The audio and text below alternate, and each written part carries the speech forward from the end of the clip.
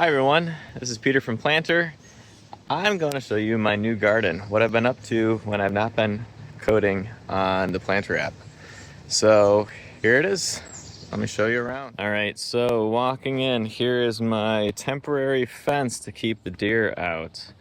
And please excuse all the pile of random PVC pipes. My kids have been using this as a little playground while I've been constructing it. So the basic layout, if I come back here, you can see it's 5 raised beds by 2, and there's going to be another 2 raised beds built here that I haven't gotten to.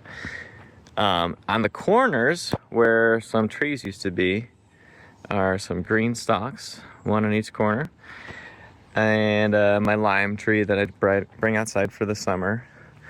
And then in between each of these rows is going to be cattle panel trellis for climbing plants. So currently I just planted some beans that are going to be climbing up that, and some more beans.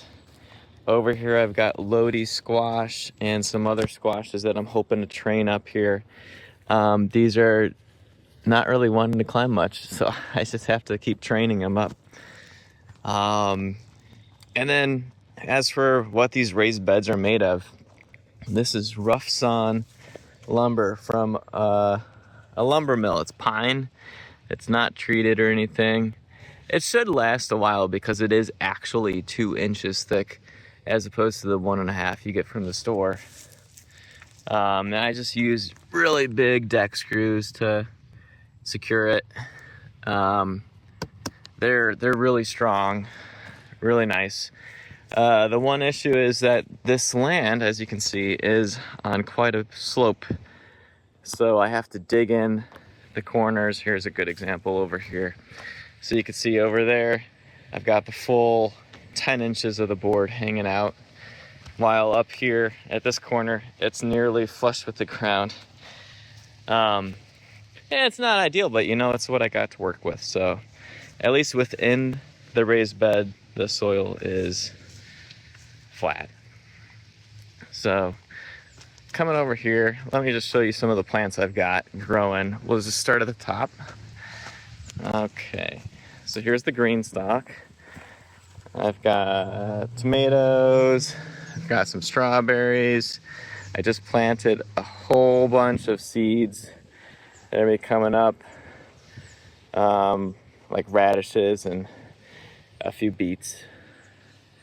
A few jalapeno peppers. I've never grown peppers in a green stalk before, so we'll see how that turns out.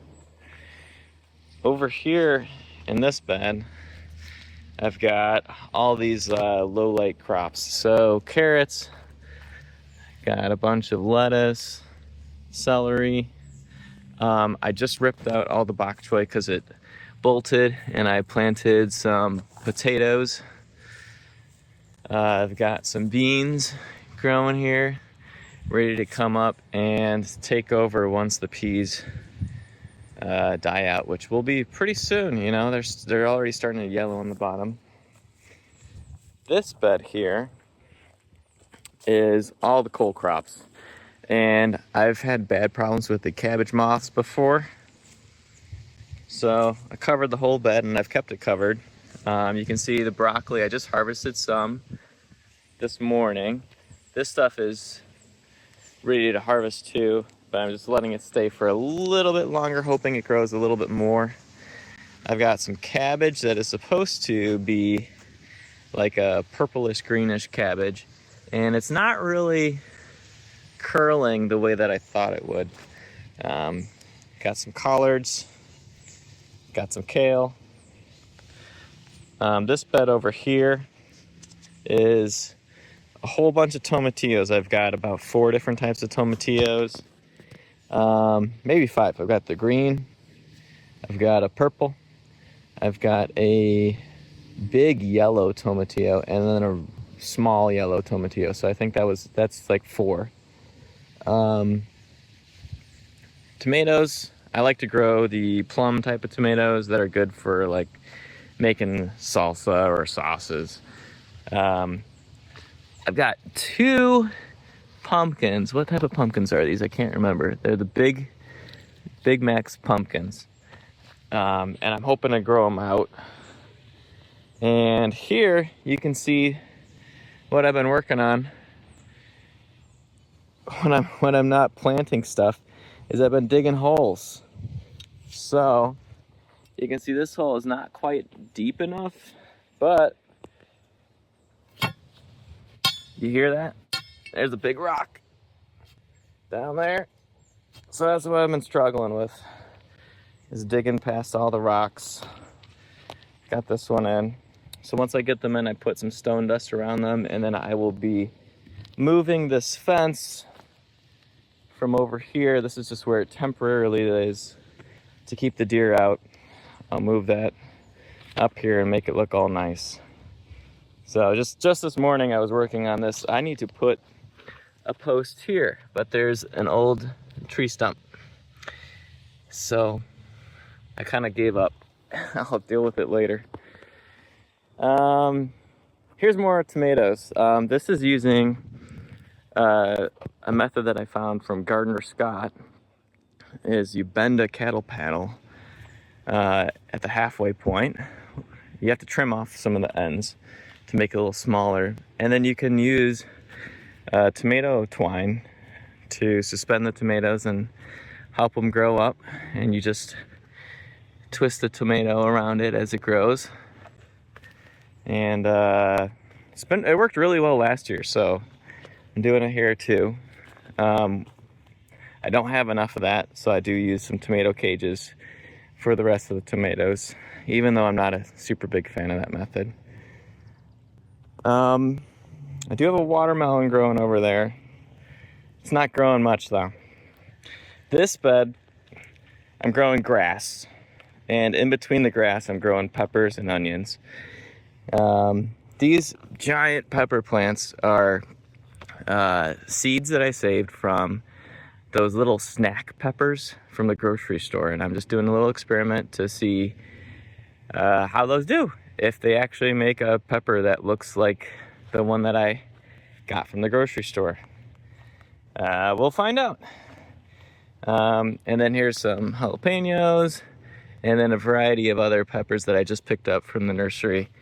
My pepper seedlings did not do well this year. As far as onions, I've got Walla Wallas.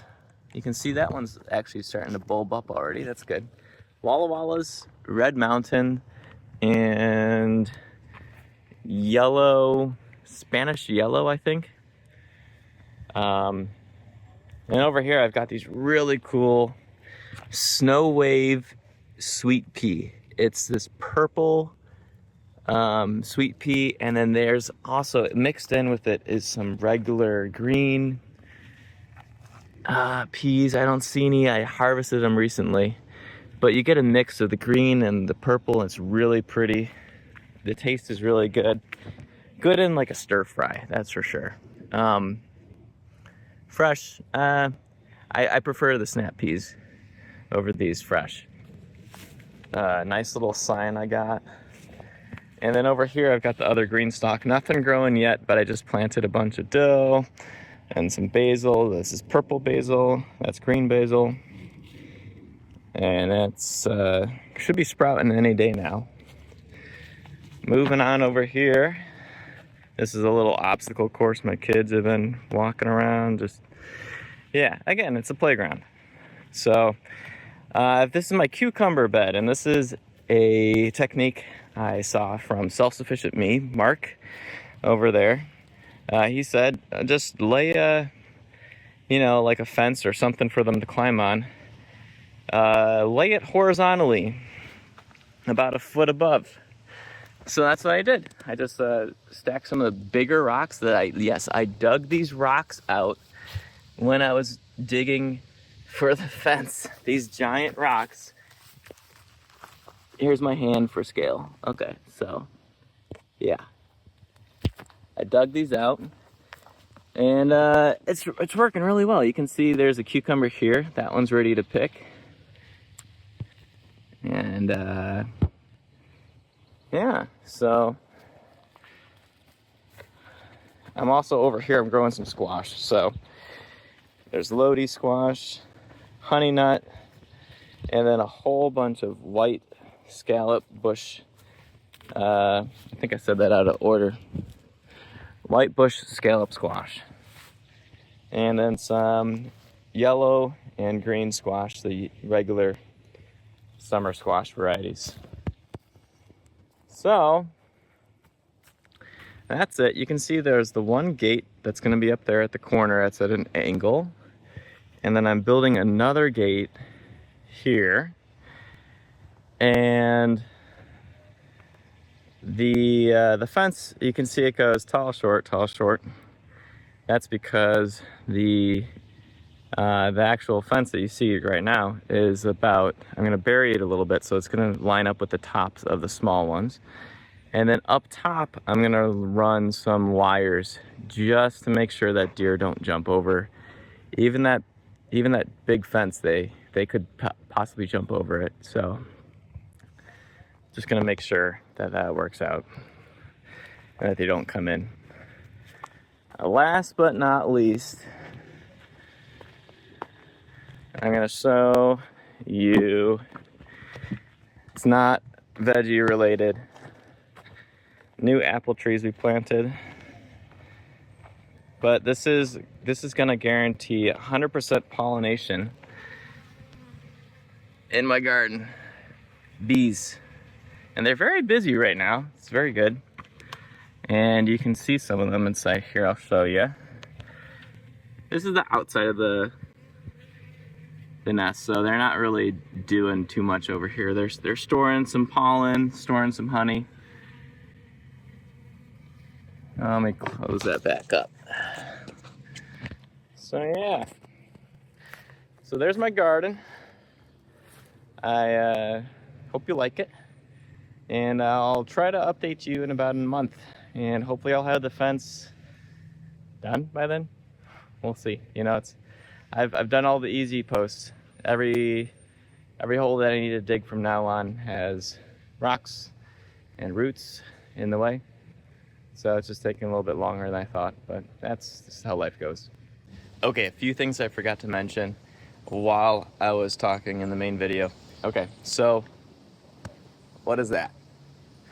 That is irrigation pipe that I, while I was renting a trencher from Home Depot, I dug a trench all the way up to the spigot by my house, and I buried a line, a 3/4 inch irrigation tube, so that I have water right at the garden. I also buried some electrical, so in case I want to put like string lights up or something, I don't know, I can do that in the future.